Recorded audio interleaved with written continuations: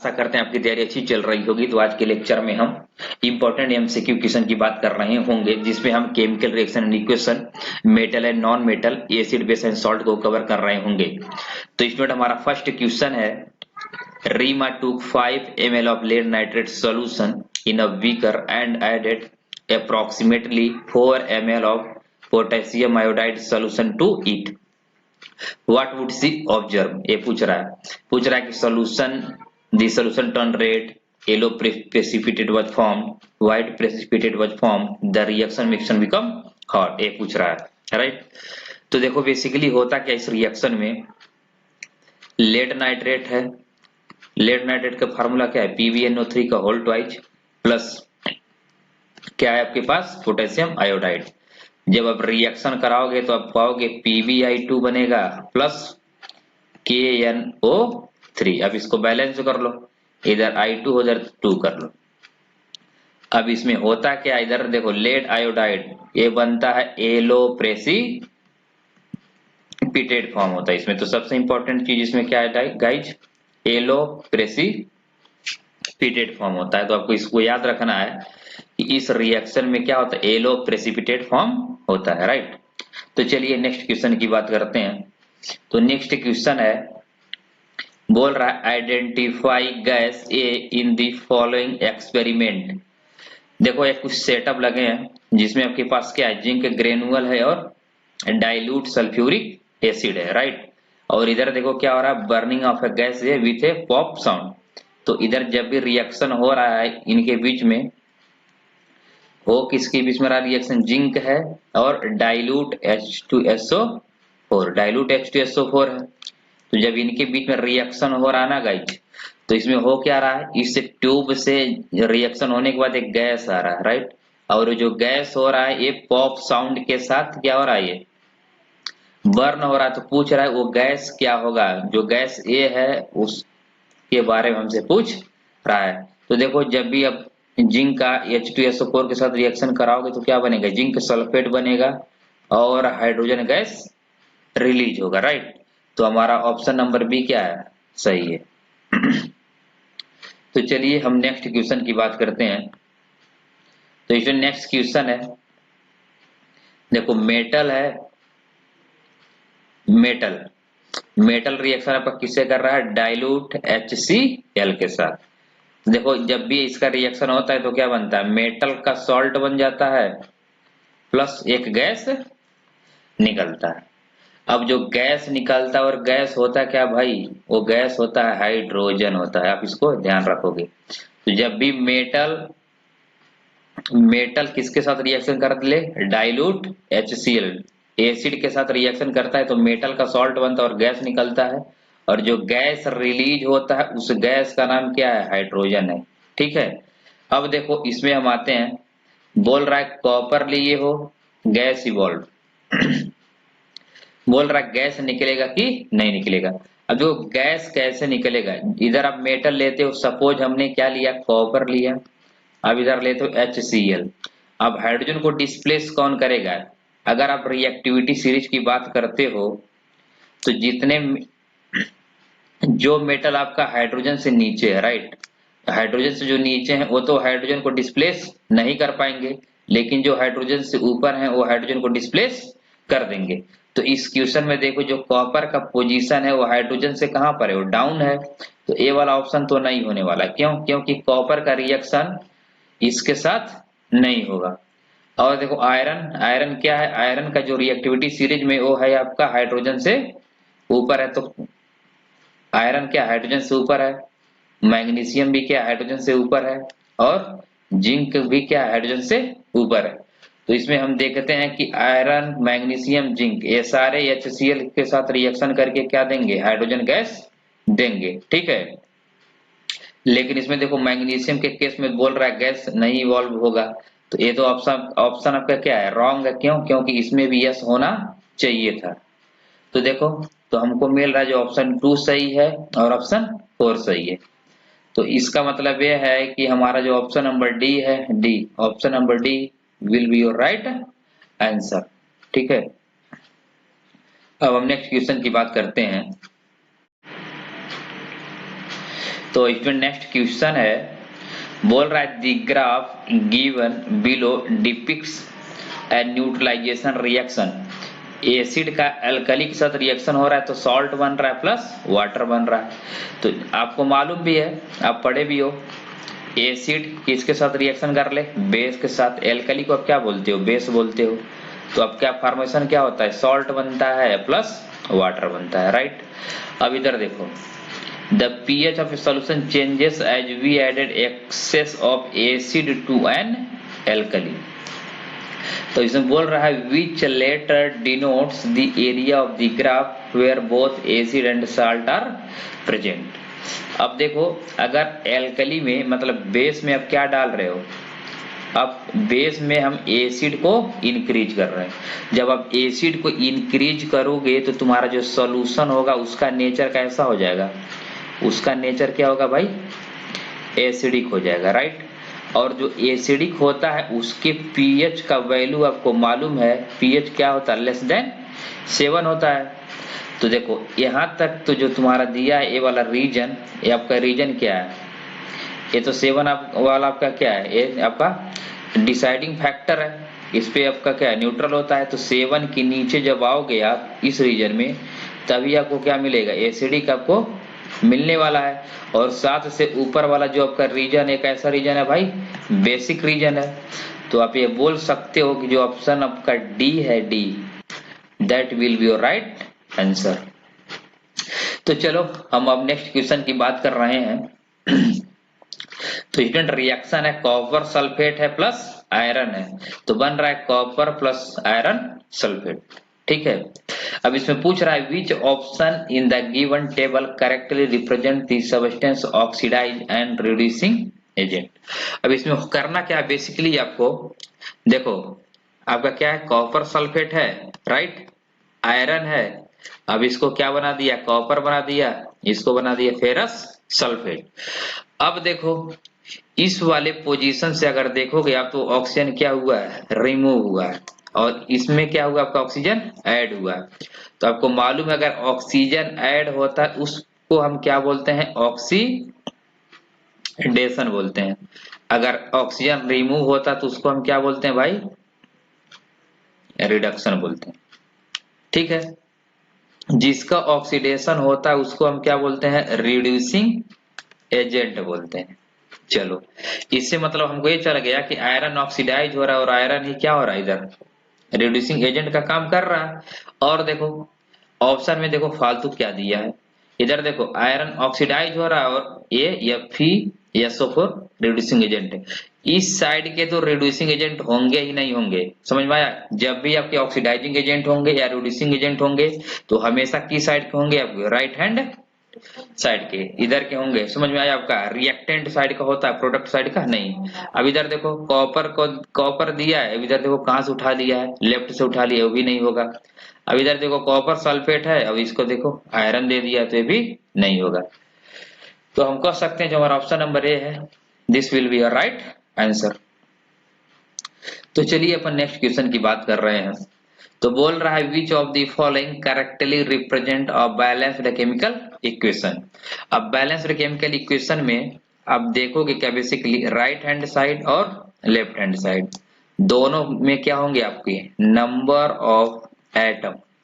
Of atom should be equal. तो अब देखो इसमें तुमको रूल लगाना भी नहीं, कुछ रूल इसमें जस्ट चेक कर लो। इधर देखो इस वाले ऑप्शन में अगर हम देख रहे हैं बी वाले में, इधर देखो 3 आयरन है, इधर भी 3 आयरन, 4 ऑक्सीजन, देखो 8 hydrogen 8 hydrogen. Option number B क्या है आपका राइट आंसर है। तो चलिए नेक्स्ट क्वेश्चन की बात करते हैं। तो इसमें नेक्स्ट क्वेश्चन है दिया है which of the given option correctly represent the parent acid and base of calcium carbonate. अब देखो अब जिस भी इसमें से देखो पेरेंट एसिड पेरेंट बेस, अगर आप एसिड और बेस ये दोनों आप लेते हो, क्या बन जाए, कैल्शियम कार्बोनेट का अगर फॉर्मेशन हो जाएगा तो ये दोनों इसके क्या कहलाएंगे, पेरेंट एसिड और पेरेंट बेस। मतलब जिस तरीके से देखो माता पिता पेरेंट्स लोग क्या करते हैं, पेरेंट्स लोग से ये क्या है, तुम्हारा और हमारा, हम सभी लोग का क्या है, जन्म है, ठीक है। तो उनको हम क्या बोलेंगे, हमारे वो पेरेंट्स हैं। उसी तरीके से अगर जिस एसिड और बेस से इसका क्या होता है, उत्पत्ति होगा, जन्म लेगा, उसी को आप क्या बोलोगे, पेरेंट एसिड और पेरेंट बेस बोलोगे। तो देखो इसमें जो ऑप्शन नंबर आपका बी है, that will be your right answer. कैसे, देखो H2SCO3 है, कार्बोनिक एसिड है, और कैल्शियम हाइड्रोक्साइड है। इसका जब भी रिएक्शन होगा, देखो इधर से क्या है, कैल्शियम पे +2 चार्ज होगा, इधर कार्बोनेट पे -2 होगा। अब इधर देखो कैल्शियम क्या बना लेगा, कैल्शियम कार्बोनेट, और इधर से बन जाएगा आपका 2H2O। तो कैल्शियम कार्बोनेट के ये देखो कार्बोनिक एसिड और कैल्शियम हाइड्रोक्साइड, ये क्या है, पेरेंट एसिड और पेरेंट बेस है, ठीक है। तो चलिए अब नेक्स्ट क्वेश्चन की तरफ मूव करते हैं। तो इसमें नेक्स्ट क्वेश्चन है, Why is it important to balance a skeletal chemical equation? अब देखो किसी भी इक्वेशन को बैलेंस करने का नीड क्यों है। अब इसका मतलब क्या है, सिंपली अभी हमने बात किया पीछे भी, number of atoms should be equal in any chemical reaction, right. अब ऐसा क्यों करते हैं हम लोग, क्यों, आप जानते हो law of conservation of mass, right. Law of conservation of मास ये क्या बोलता है कि रिएक्शन के पहले जो मास होगा वही रिएक्शन के क्या होगा, बाद होगा, ठीक है। तो बिफोर रिएक्शन, आफ्टर रिएक्शन हमेशा आपके मास क्या होंगे, इक्वल होंगे। तो देखो जो आपका सी है, to verify the law of conservation of mass, यही क्या आपका आंसर सही है। चलो नेक्स्ट क्वेश्चन की बात करते हैं हम। बोल रहा है student, identify the type of reaction in the following experiment. देखो एक बंदा है, अपने हाथ को लेकर आया इस पे, ठीक है। ये तो आपका बीकर है, राइट, वाटर इसमें है, और इसमें हमने क्या डाल दिया, कैल्शियम ऑक्साइड। तो कैल्शियम ऑक्साइड ले लो, वाटर लिया आपने, रिएक्शन कराया, तो क्या बना, कैल्शियम हाइड्रोक्साइड। और इस रिएक्शन के सबसे इंपॉर्टेंट बात क्या है, हीट रिलीज होता है। अब जब हीट रिलीज होगा तो उस रिएक्शन को आप क्या बोलते हो, एक्सोथर्मिक रिएक्शन, राइट। ये तो पहले से होगा एक्सोथर्मिक रिएक्शन। और देखो ये दोनों मिल गए, जुड़ गए, कंबाइन हो गए, ये एक हो गए, तो इसको क्या बोलोगे, कॉम्बिनेशन रिएक्शन। तो देखो कॉम्बिनेशन रिएक्शन और एक्सोथर्मिक। अब एक्सो आप कैसे याद करोगे, हीट जा रहा है कि नहीं जा रहा है, तो जो तो हीट जा रहा है, तो जो मतलब क्या होगा आपका एक्सोथर्मिक रिएक्शन, राइट। तो आपका जो ऑप्शन नंबर देखो 1 और 3 किसमें है, 1 और 3 ऑप्शन नंबर सी। तो C will be your right answer. तो चलिए स्टूडेंट नेक्स्ट क्वेश्चन की बात करते हैं। तो पूछ रहा है the value of P Q R and S in a balanced chemical equation. कुछ नहीं करना आपको, सिंपली अब क्या करो, पहले इसका स्केलेटन फॉर्म लिखो। BaCl2 है, Al2, SO4 का होल थ्राइज, दिया क्या भाई आपको, AlCl3, इधर है BaSO4। अब आप देखो, आप इस SO4 को 1 यूनिट मानो, ठीक है। अब इधर SO4 कितने हैं, 3 है। अगर SO4 3 है आपके पास, अगर SO4 3 है आपके पास, तो क्या करोगे, इधर देखो, इसको अभी हमने बोला है कि SO4 को आप क्या मानो, 1 यूनिट मानो, राइट, 1 यूनिट। तो इधर 3 सल्फेट होने चाहिए, तो अब इधर क्या करो, 3 से मल्टीप्लाई कर दो। जब आपने 3 से मल्टीप्लाई आपने किया तो बेरियम कितने हो गए, 3, तो इधर क्या करो, अब 3 से मल्टीप्लाई कर दो। अब क्लोरीन कितने हो गए, 3 दूनी 6, इधर देखो क्लोरीन कितने हैं, 3 है, अब इधर क्या करो, 2 से मल्टीप्लाई कर लो। अब चेक कर लो, 3 बेरियम, सल्फेट कितने, 3, तो 3 सल्फेट, क्लोरीन कितने 6, तो क्लोरीन भी हो गए, एल्यूमिनियम 2, इधर भी एल्यूमिनियम 2। तो आपका इक्वेशन क्या हो गया, बैलेंस। इसके नीचे लिखा P, इसके नीचे लिखा Q, इसके नीचे R, इसके नीचे S। तो P का वैल्यू 3, Q का वैल्यू 2, R का वैल्यू ये 1, S का वैल्यू 3। तो देखो R आपके पास सॉरी, ये आपका क्या होगा, 3 नहीं होगा, ये 2 नहीं होगा, क्या होगा, ये 1 होगा, ठीक है। क्यों, क्योंकि इसके पहले क्या है, 1 है। तो आपका होगा 3 1 2 3 और ये पी क्यू आर आर का वैल्यू इधर क्या है 2 है। चलो तो मिस्टेक हो गया था, इधर आपको क्या लिखना है, पी का 3 है, क्यू का क्या है इधर 1, इधर देखो आर का वैल्यू क्या था 2 और एस का वैल्यू क्या हमने लिखा है 3। तो हम ये बोलेंगे जो ऑप्शन नंबर बी है this will be your right answer. तो इसमें कुछ करना नहीं होगा आपको, एटम को आप देखोगे बैलेंस सिंपल ही कर लोगे बस। तो चलिए अब हम बात कर रहे हैं नेक्स्ट क्वेश्चन की। तो स्टूडेंट बोला है which of the following are not ionic compound. चलो एक क्वेश्चन आपका। अब आयनिक कंपाउंड देखो, जब आपका क्या हो मेटल हो प्लस नॉन मेटल हो, ठीक है, मेटल और नॉन मेटल अगर ये दोनों अगर कंबाइन हो जाते हैं तो देखो जनरली कौन से ये कंपाउंड बनते हैं, आयनिक कंपाउंड बनते हैं। समझ में आया बात, आयनिक कंपाउंड। अगर आपका क्या बन गया नॉन मेटल, नॉन मेटल, ये लोग क्या करते हैं आपके कोवैलेंट कंपाउंड बनाते हैं। क्या बनाते हैं भाई, कोवैलेंट, कोवैलेंट कंपाउंड बनाते हैं। तो इधर देखो इसमें NaCl सोडियम क्या है मेटल है, क्लोरीन क्या है आपका नॉन मेटल, AlCl3 में देखो क्या है एल्युमिनियम आपका मेटल और Cl क्या है नॉन मेटल। तो आपके जो ऑप्शन नंबर 1 है और ऑप्शन नंबर 4 यही ये तो क्या है आपके आयनिक कंपाउंड है। लेकिन इधर देखो CCl4 जो दिया है CCl4 ये भी कैसा आपका कोवैलेंट है। HCl क्या है ये भी है आपका कोवैलेंट है, राइट। तो देखो जब आपकी कार्बन भी नॉन मेटल, क्लोरीन भी non metal, hydrogen non metal, chlorine non metal, तो नॉन मेटल जब मिलते हैं तो जनरली क्या बनते हैं भाई आपके कोवैलेंट बॉन्ड बनते हैं, ठीक है। और इधर आपका जब देखो जब मेटल मेटल मिलेंगे, मेटल और नॉन मेटल, तो आपके बनेंगे आयनिक कंपाउंड। तो इसका जो आपको ऑप्शन नंबर 1 और 4 देखो किसमें 1 और 4 और कहाँ गया,